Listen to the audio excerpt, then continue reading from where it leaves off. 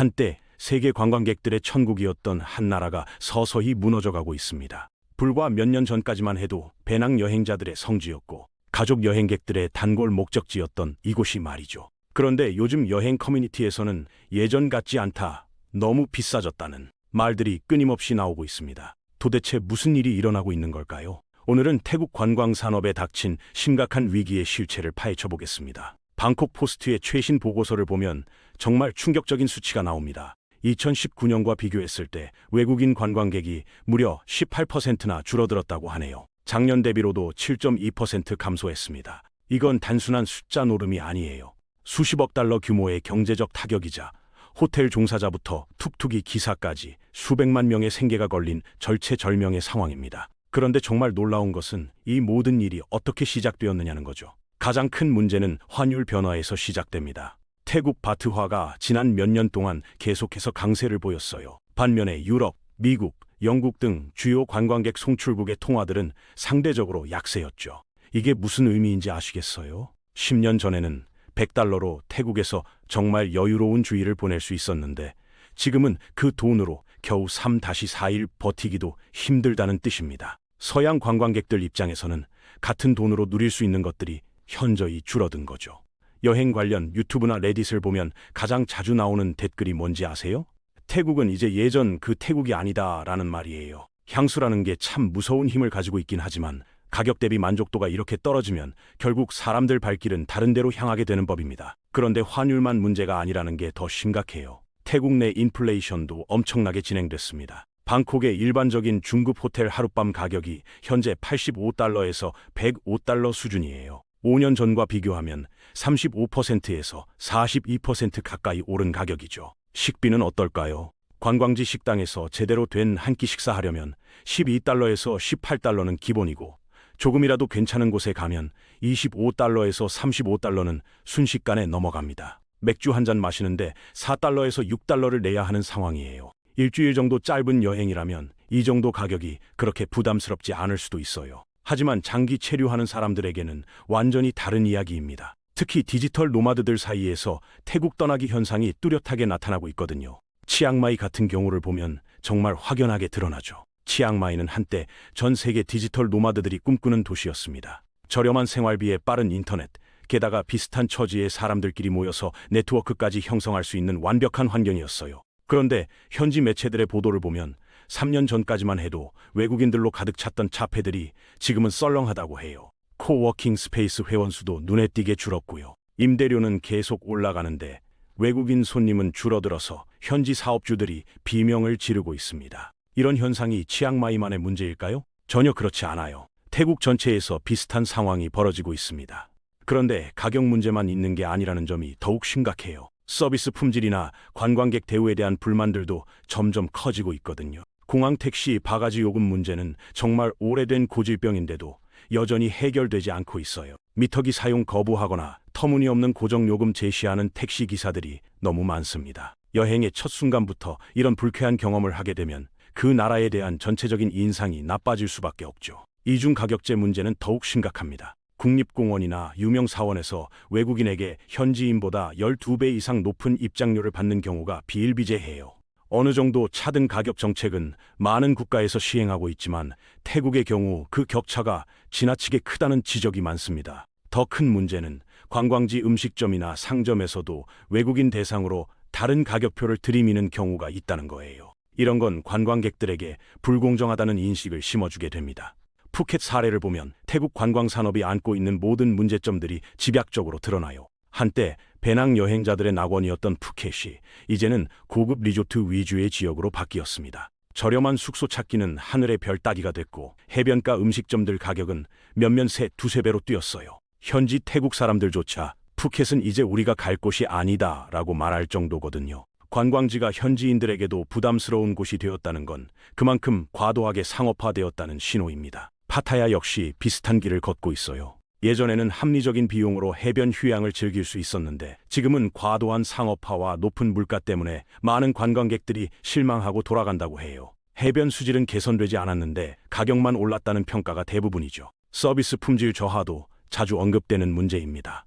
방콕의 많은 호텔들이 자동화된 서비스 위주로 바뀌면서 직원들은 바쁘거나 무관심해 보인다는 지적이 많아요. 물론 모든 곳이 그런 건 아니지만 전체적인 분위기가 예전과는 다르다는 얘기들이 계속 나오고 있습니다. 미소의 나라라는 슬로건이 무색하게 실제로는 차갑고 사무적인 느낌을 받는다는 여행자들이 늘어나고 있어요. 태국 관광청에서도 이런 문제들을 모르는 건 아닙니다. 신년 카운트다운 이벤트나 계절별 축제 등 다양한 마케팅 캠페인을 계속 진행하고 있죠. 중동, 유럽, 아메리카 등 장거리 시장을 적극적으로 노리고 있고 고급 관광객 유치에도 상당한 노력을 기울이고 있어요. 하지만 화려한 이벤트나 마케팅만으로는 근본적인 문제 해결이 어렵다는 게 현실입니다. 실제로 태국 정부는 고급 관광객 중심 전략을 강력히 추진하고 있어요.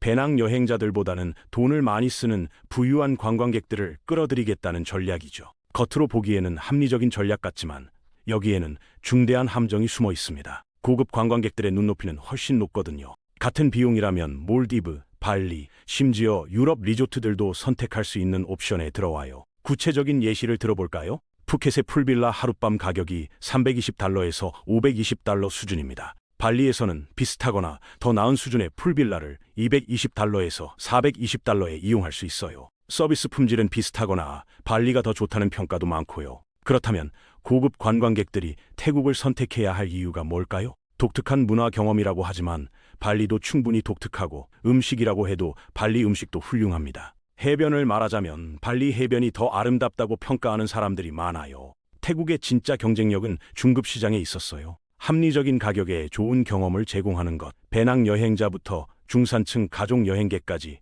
모두를 만족시킬 수 있는 다양성, 바로 이런 것들이 태국의 강점이었습니다. 그런데 지금은 그 포지션을 스스로 포기하고 있는 것처럼 보여요. 너무 비싸져서 배낭 여행자들은 떠나고 있고 그렇다고 고급 시장에서 경쟁력이 있는 것도 아니에요. 애매한 위치에 갇혀버린 상황이죠. 관광산업 전문가들도 이런 변화를 주목하고 있습니다. 한 리서치 회사 보고서에 따르면 동남아시아 관광시장에서 경쟁국들의 성장률이 태국을 크게 앞지르고 있다고 해요. 이런 추세가 계속된다면 5년 안에 판도가 완전히 바뀔 수도 있다는 전망까지 나오고 있습니다. 태국 캄보디아 국경 분쟁 같은 지정학적 긴장도 악재로 작용했어요. 지역 전체 관광산업에 부정적 영향을 미치고 특히 육로로 국경을 넘나드는 배낭 여행자들에게는 직접적인 타격을 주죠. 한 사람의 부정적 경험이 수천 명, 수만 명에게 순식간에 퍼져나가거든요. 레딧, 유튜브, 인스타그램, 페이스북 등에서 태국이 예전 같지 않다는 의견들이 점점 더 많이 보이고 있어요. 택시 바가지, 높은 물가, 불친절한 서비스에 대한 불만들이 계속 쌓이고 있습니다. 반대로 긍정적 경험은 최고의 마케팅이 될 수 있어요. 여행자들이 자발적으로 좋은 경험을 공유하면 그게 바이럴 마케팅으로 이어지거든요. 정부가 수백만 달러 들여서 광고하는 것보다 훨씬 더 효과적이죠. 하지만 지금 태국은 반대 방향으로 가고 있어요. 부정적 경험담들이 더 많이, 더 빠르게 퍼지고 있습니다. 젊은 세대 여행자들에게는 이런 온라인 평판이 결정적이에요. 전통적인 관광 마케팅은 이들에게 거의 영향을 못 미쳐요. 진짜 경험담, 진짜 사진, 진짜 리뷰가 중요하거든요. 비자 정책도 개선이 필요한 부분이에요. 태국이 최근 몇몇 국가에 대해 무비자 입국을 확대하고 특정 비자 체류 기간을 연장하는 조치들을 취했지만 여전히 절차가 복잡하고 디지털 노마드를 위한 장기 비자 정책은 경쟁국들에 비해 뒤처져 있습니다. 인프라 측면에서는 태국이 여전히 동남아시아에서 우위를 점하고 있어요. 공항, 도로, 대중교통 시스템이 잘 갖춰져 있고 의료 관광 인프라도 세계적 수준입니다. 이건 분명 태국이 가진 강점이죠. 하지만 이런 인프라 우위만으로는 더 이상 충분하지 않아요. 다른 나라들도 빠르게 인프라를 개선하고 있기 때문입니다. 태국 음식의 세계적 명성도 여전히 강력한 자산이에요. 팟타이, 똠얌꿍, 그린커리 등은 전 세계 사람들이 사랑하는 음식이고 방콕은 미슐랭 가이드에 등재된 길거리 음식점들이 있는 독특한 도시죠. 하지만 음식만으로는 부족합니다. 가격 대비 가치가 뒷받침되어야 하거든요. 그렇다면 태국은 어떻게 해야 할까요? 해결책은 생각보다 명확해요. 화려한 이벤트나 마케팅 슬로건이 아니라 기본으로 돌아가는 것입니다. 택시 사기와 바가지 요금을 강력하게 단속해야 해요. 공항에서 나오는 순간부터 관광객이 불공정한 대우를 받는다면 그 나라에 대한 첫인상이 망가져버리거든요. 이중 가격제를 완화하거나 폐지하는 것도 중요합니다. 외국인이라는 이유만으로 12배 이상의 요금을 받는 것은 정당화하기 어려워요. 서비스 교육 강화도 필수적이고 가격 경쟁력 회복 노력도 필요합니다. 다양성을 유지하는 것도 중요해요. 고급 관광객만 타겟으로 삼지 말고 모든 계층의 여행자를 포용해야 합니다. 태국은 객관적으로 봤을 때 아직 기회가 있어요. 브랜드 파워가 여전히 강하고 인프라가 우수하며 세계적 관광 자원을 보유하고 있습니다. 하지만 이런 자산들을 당연하게 여겨서는 안 되죠. 경쟁이 치열해지고 있고 여행자들의 눈높이는 계속 높아지고 있거든요. 관광 산업은 신뢰의 산업입니다. 한번 잃은 신뢰를 회복하는 데는 그것을 쌓는 것보다 훨씬 더 많은 시간과 노력이 필요해요. 태국이 지금 그 신뢰를 잃어가고 있는 상황이죠. 다시 회복할 수 있을까요? 그건 전적으로 태국의 선택에 달려 있습니다.